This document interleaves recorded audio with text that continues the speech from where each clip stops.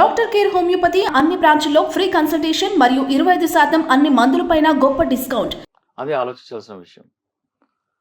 చంద్రబాబు నాయుడు ఆలోచనలో పవన్ కళ్యాణ్ నా మెడలో గుదిబండ అవుతాడని చంద్రబాబు నాయుడులో ఒక భావన ఏమన్నా కలిగిందా ప్రశాంత్ కిషోర్ చర్చల తర్వాత అనేది ఇప్పుడు వస్తున్న మాట. అలాగే పవన్ కళ్యాణ్ కూడా డిమాండ్ పెంచారు. ఇంతకుముందు 20 సీట్లకు అన్నదాన్ని ఇప్పుడు దాన్ని 50కి పెంచారు అనేది కూడా ఒక వాదన వస్తుంది. ఈ రెండు కారణాల చేత కానీ చంద్రబాబు నాయుడు పవన్ కళ్యాణ్ మధ్యలో కొద్దిగా సైలెన్స్ వచ్చింది. ఇప్పుడు కొంతమందికి క్యాడర్లో దాదాపు 60% ఆఫ్ తెలుగుదేశం క్యాడర్ పవన్ కళ్యాణ్తో పొత్తు అవసరం లేదు, మనం గెలిచేస్తామనే ఉంది. అది డెఫినెట్గా ఓవర్ కాన్ఫిడెన్స్. తెలుగుదేశంకి అయితే అంత బలం లేదు, అంత సినిమా లేదు. పవన్ కళ్యాణ్ కలిస్తే కూడా గెలుస్తారా లేదా అనే డౌటే ఉంది. అంటే ఇప్పుడు టీడీపీ కంటే జనసేన ఇంకా బలం అని చెప్తున్నా. లేదు లేదు, అంటే టీడీపీకి జనసేన యాడ్ అయితేనే గెలుస్తామనేది ఒక వాదన, యాడ్ కాకపోయినా గెలుస్తామనేది ఒక వాదన. ఆ రెండు రకాల వాదనలు టీడీపీలోనే ఉన్నాయి. టీడీపీలోనే 60%, 65% ఏమో పవన్ కళ్యాణ్ లేకుండానే మనం గెలుస్తాము అనేది ఒక వాదన ఉంది.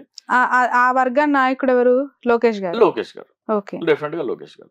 చంద్రబాబు నాయుడు ఏంటంటే ఆయన ఒకసారి దెబ్బతిన్నాము, ఈసారి కనుక మనం కొట్టకపోతే భూస్థాపితం అయిపోతాం అనేది చంద్రబాబు నాయుడు గారు. సో ఆయన ఏంటి, పవన్ కళ్యాణ్ ఉంటేనే గెలుస్తాం అనేది ఆయన. ఇక్కడ ఒక ఘర్షణ ఉంది. రెండో ఘర్షణ, పవన్ కళ్యాణ్ అనవసరంగా నువ్వు మెడలో గుదిబండలాగా వేసుకున్నావు అని ప్రశాంత్ కిషోర్ చెప్పినట్టు ఒక టాక్. ఎందుకు అంటే ఐ మీన్ అవసరం లేదు, అవసరం లేకుండానే ఆయనది పెద్ద బలం లేదు, నువ్వు అవసరంగానే గెలుస్తావని, లేదా అదొక ఇది ఉందన్నమాట. సో పవన్ కళ్యాణ్ కూడా నాకు 20 కాదు 50 కావాలి అని, అంటే ఈ మన కాపు సామాజిక వర్గం పెద్దలందరూ వాళ్ళు లేఖలు రాయటం కానీ, అల్టిమేటం ఇవ్వటం కానీ, ఇవన్నీ ఇవ్వటం, అలాగే పవర్ షేరింగ్ అంటే సీఎం సీట్ 2.5 years అనేది కూడా ఉండటం వలన పవన్ కళ్యాణ్ నాకు తక్కువ సీట్లు ఇస్తే ఓటు ట్రాన్స్ఫర్ కాదు అనేది వచ్చింది. ఓకే, అంటే ఇక్కడ కాపులు ఎస్పెషల్లీ పవన్ కళ్యాణ్ బలం ఎక్కడుందని అందరికీ తెలుసు. గత ఎన్నికలలో వెస్ట్ గోదావరిలో 11%, ఈస్ట్ గోదావరిలో 14%.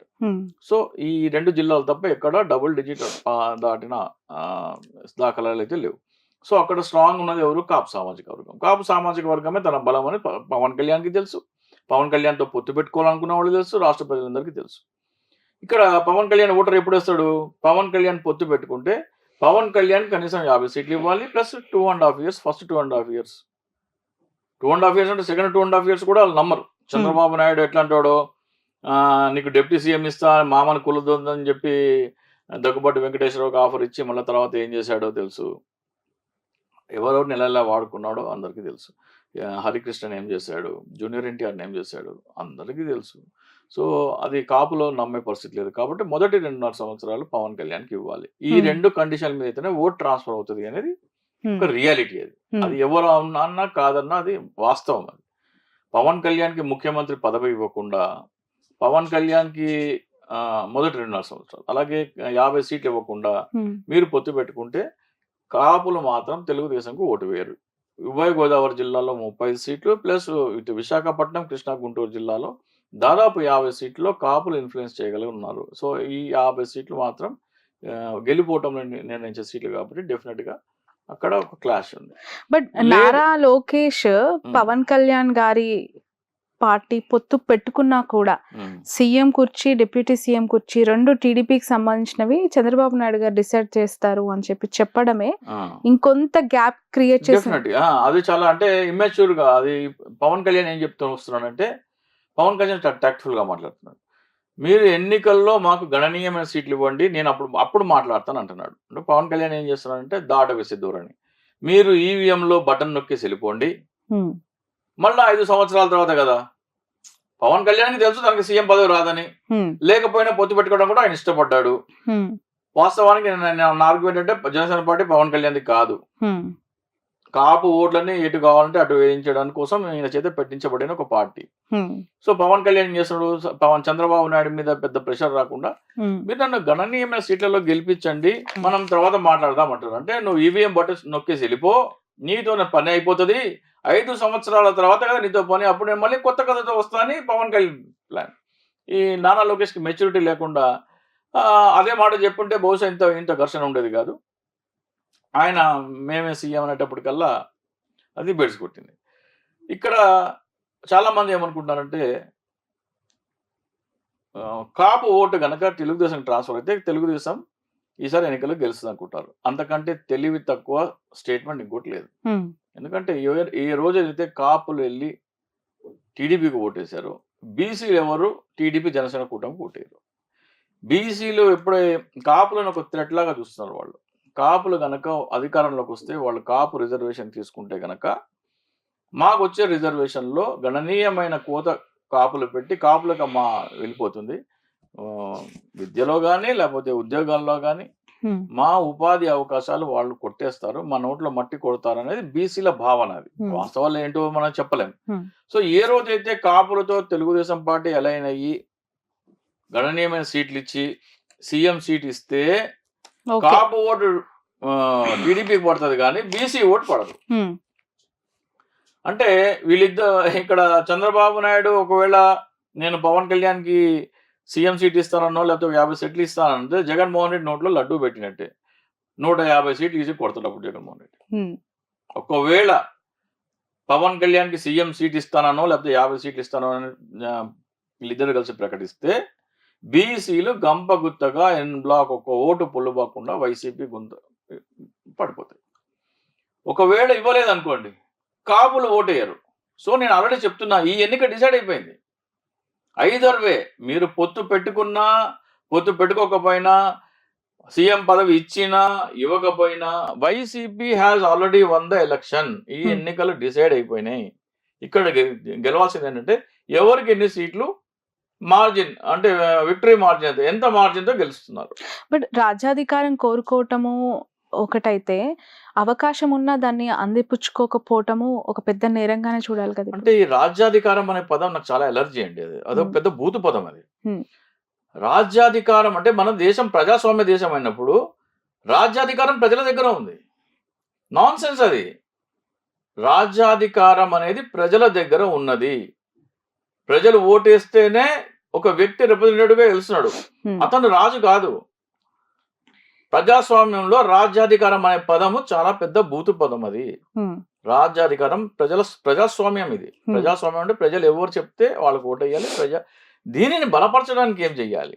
నువ్వు ఒకసారి ఒక ప్రజాప్రతినిధిని ఎన్నుకున్న తర్వాత 5 సంవత్సరాల పదవీ కాలం గ్యారంటీ ఉండకుండా దానిని కుదించి రీకాల్ చట్టం తీసుకురా.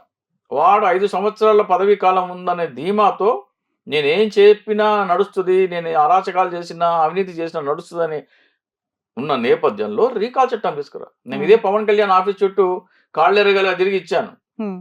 అది ఇస్తే దాంట్లో ఒక పారాగ్రాఫ్ చదువుతాడు పవన్ కళ్యాణ్ మీటింగ్లలో. ఏమంటాడు? ఈ రాజకీయ నాయకులకి ఇంత అవినీతి చేసి దౌర్జన్యాలు చేసి దోపిడీలు చేసే ధైర్యం ఎక్కడి నుంచి వస్తుంది? 5 సంవత్సరాల పదవీ కాలం గ్యారంటీయే కదా. ఒక్కసారి ఎన్నికైతే మీరు తప్పు చేస్తే మర్నాడే మీరు దిగిపోతారనే భయం ఉంటే ఎవరైనా ఇలా చేస్తారా అంటాడు. నేను ఇచ్చిన నివేదికలో ఫస్ట్ పారాగ్రాఫ్ అదే. అది ఎలా అమలు చేయాలో చెప్పాను. 14 పేజీలు అది ఎలా తీసుకురావాలి, ప్రజలకు ఎలా అందుబాటులోకి తీసుకురావాలి, దానికి ఒక కార్యాచరణ చెప్పాను. అది చేయడు, సొల్లు చెప్తాడు అంతే. ఇప్పుడు జేడి లక్ష్మణ్ గారికి ఈ బ్యాడ్జీ పెట్టుకునే విషయం చెప్పాను. ఆయన దాన్ని ఇంకా ఇంప్రూవ్ చేసి ఆయన చాలా కార్యక్రమాలు చేస్తున్నాడు. ఇది 2015లో చెప్పాను పవన్ కళ్యాణ్ కి. 2015లో పవన్ కళ్యాణ్ గనక ప్రతి ఒక్క పౌరుడు ప్రత్యేక హోదా ఆంధ్రప్రదేశ్ హక్కు అని నినాదం బ్యాడ్జీ గనక ధరించాలి అని చెప్పి ప్రకటించి ఉంటే జాతీయ జెండా సాక్షిగా ప్రతి ఒక్కరు ప్రమాణం చేయాలి, ప్రత్యేక హోదా కోసం పోరాడని పార్టీకి నేను ఓటు వేయనంటే 2019లో ఆయనే ముఖ్యమంత్రి. ఇప్పుడు ఆయన ఎందుకు చేయలేదు చెప్తున్నాను. ఆయన ఎందుకు ఆ ప్రకటన చేయమంటే ఎందుకు చేయడు? పార్టీ అని కాదు కాబట్టి. ఆయన పార్టీ బలపడటం పవన్ కళ్యాణ్కి ఇష్టం లేదు. జనసేన బలపడటం జనసేన అధ్యక్షుడికి ఇష్టం లేదు. ఎందుకంటే పార్టీ అని కాదు, ఆయన కేవలం బినామీ. ఇలాంటివి 100 కార్యక్రమాలు చెప్పాను. 100 నాట్ లెస్ 100స్లోనే ఉంటాయి. కానీ ఎప్పుడు ఏది చేయడు. ఎందుకని? పార్టీ బలపడటం ఇష్టం లేదు. అరే పార్టీ ఆఫీస్కి ఈ రోజుకి నాకు తెలిసి ఇవాళ జనవరి 11th వస్తే ఏప్రిల్ 11th 90 days తీసేస్తే 1730 days ఇవాళకి. ఎన్నికలు అయిపోయి 1730 రోజులు. పవన్ కళ్యాణ్ ఆంధ్రప్రదేశ్ ఉన్నది 52 రోజులు. ఆయన రాజకీయ నాయకుడు అంటారా? ఇదే మాట అంటే జనసేన వాళ్ళు ఏమంటారు? జగన్మోహన్ రెడ్డి గారు ఎన్ని రోజులు ఉన్నారు? 341 రోజులు పాదయాత్ర చేశారు. ఢిల్లీలో జంతర్ మంతర్లో దీక్షలు చేశారు. గుంటూరులో నిరవధిక నిరాహార దీక్ష చేశారు. యువగళం చేశారు. ఇవన్నీ కలుపుకుంటే 600-700 రోజుల నుంచి 1000 రోజుల దాకా జగన్మోహన్ రెడ్డి గారు ఆంధ్రప్రదేశ్లో ఉన్నారు. 1825 డేస్ ఉంటాయి. ఒక ఎలక్షన్ కి ఇంకో ఎలక్షన్ మధ్యలో 1825 రోజులు ఉంటాయి. 1825 రోజుల్లో 600 నుంచి 1000 రోజుల దాకా జగన్మోహన్ రెడ్డి గారు ఆంధ్రప్రదేశ్లో ఉంటే, పవన్ కళ్యాణ్ 50 రోజులు 100 రోజులు ఉంటే ఎట్లా అవుతుంది? పవన్ కళ్యాణ్ ఏం ఏడుస్తాడు? నాకు ఎవడు ఓటే లేదు, నాకు ఎవడు గెలిపించలేదు అంటాడు.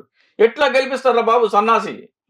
నువ్వేమో ఇంట్లో కూర్చొని స్టేట్ లో 100 రోజులే ఉంటే ఎట్లా గెలిపిస్తారు?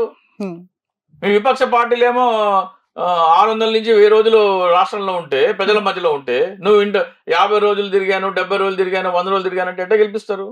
రైట్. నారా లోకేష్ లో పరివర్తన రావాల్సిన దానికంటే ఎక్కువగా వచ్చింది అని చెప్పి ఆ పార్టీలో ఉన్న సీనియర్ లీడర్స్ బాగా చర్చించుకుంటున్నారంట. మీ దృష్టికి ఏమైనా వచ్చిందా? ఎందుకంటే కేశినేని నాన్నగారు బయటకు వెళ్ళిపోవడానికి అసలు ఇష్యూ నారా లోకేష్ గారితోనే స్టార్ట్ అయిందని ఒక వార్త అయితే, పవన్ కళ్యాణ్ గారికి సీఎం డిప్యూటీ సీఎం పదవులు ఉండబోవు, అవి చంద్రబాబు నాయుడు గారే చూసుకుంటారు అని చెప్పి ముందుగా చెప్పటమే ఈ ఇష్యూస్ అన్నిటికీ కారణం అనేది వాళ్ళు చేస్తున్న అలిగేషన్.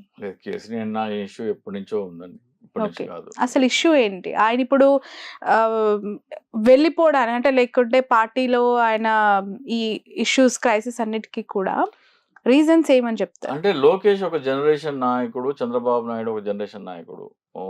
జనరేషన్ గ్యాప్ ఉంటుంది, ఏజ్ గ్యాప్ ఉంటుంది, డామినెన్స్. చంద్రబాబు నాయుడు డామినేట్ చేస్తే సహించేవాళ్ళు, లోకేష్ డామినేట్ చేస్తే సహించరు సీనియర్స్. అవును. సో అలాంటప్పుడు సీనియర్స్ మాట ఇష్టం ఇవ్వడం లోకేష్కి ఇష్టం ఉండదు. తన ఏజ్ గ్రూప్ వాళ్ళు ఉంచుకోవాలని లోకేష్ చూస్తాడు. ఇవన్నీ డెఫినెట్గా ట్రాన్స్ఫర్మేషన్